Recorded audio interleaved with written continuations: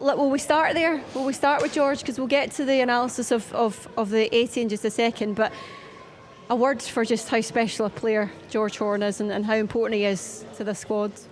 Yeah, I think he's a through and through Glasgow Warrior. You know, he's played most of his rugby career here, and he's accumulated some beautiful tries. You know, he runs a beautiful cheat line, and he, you know, steals it off one or two people as well. So.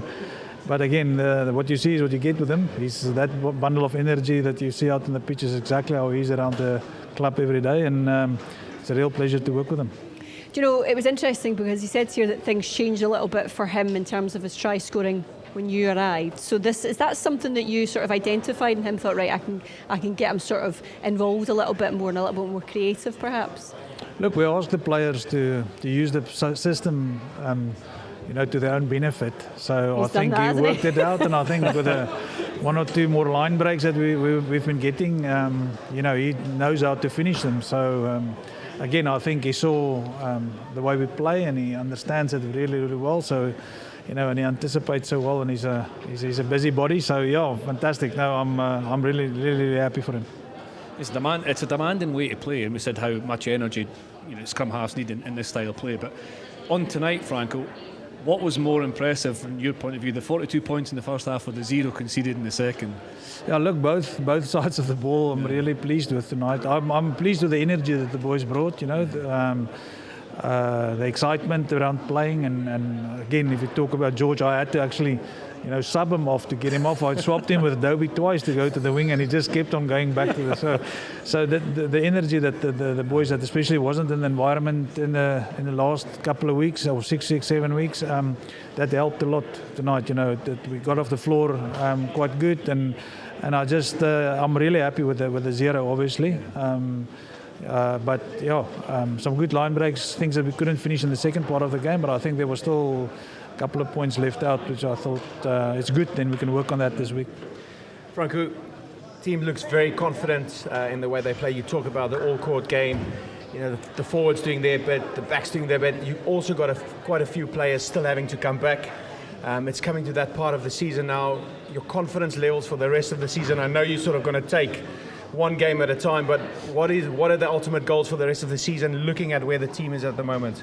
Look, we've got to be the best we can be. You know, I think we've progressed in the last 2.5 years, 3 years basically, and again, is there more to come? Is there even better understanding of what we try to do?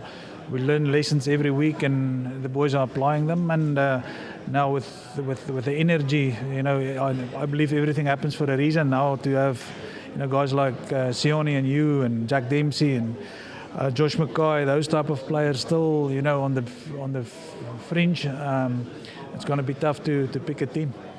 You know what, you look at that, right? And when you talk about you can almost assess where you are, you have to look at where you are right now and the quality that you've got.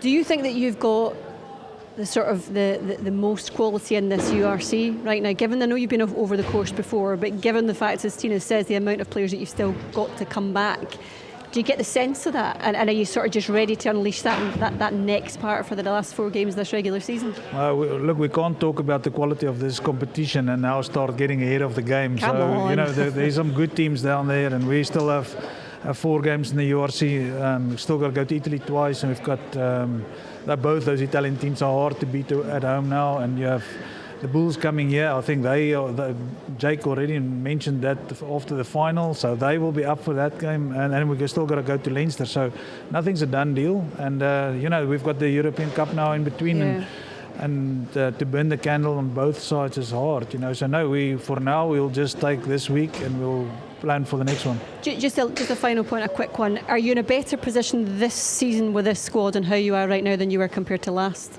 Yeah, definitely. I think every season we've progressed, and during the season we've progressed, you know, and we anticipated well over the Six Nations period, and I think the players already, from the lessons learned through the World Cup management and then the 2 Six Nations that we've done here and now the 3rd one, understand how the plan work and what the process is, when they need to get back, and what's expected from them. So yeah, I feel we're still growing as a group, and we're still getting better. So, but you know, I don't want to get ahead of the game at all. Franco, appreciate your time. Always good to chat to you. Thank you for that. Thank you very much.